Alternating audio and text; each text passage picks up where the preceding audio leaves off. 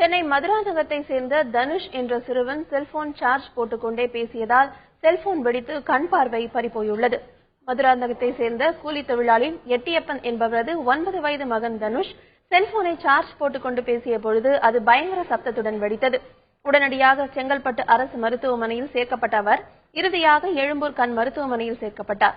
அவருக்கு பார்வை பறிபோனதை முதல் கட்டமாக மருத்துவர்கள் உறுதி செய்தனர். இதையடுத்து அவருக்கு அறுவை சிகிச்சை செய்து கண்ணில் இருந்த செல்போன் உதிரி பாகங்கள் அப்புறப்படுத்தப்பட்டதால் தற்பொழுது இடது கண்ணில் மட்டும் லேசான பார்வை உள்ளது. வலது கண்ணில் முழுமையாக கண் பார்வை பறிபோயுள்ளது. 1 மாதம் கழித்து தனுஷுக்கு மீண்டும் அறுவை சிகிச்சை செய்ய திட்டமிட்டுள்ளதாக மருத்துவர்கள் தெரிவித்துள்ளனர். சார்ஜர் இருக்குல்ல, பெரியவங்களோ சிறியவர்களோ, ஏன்னா செல்போன் இல்லாம வாழ்ந்துடுறான். 2 கண்ணையும் இப்ப இந்த குழந்தை இழந்திருக்கு.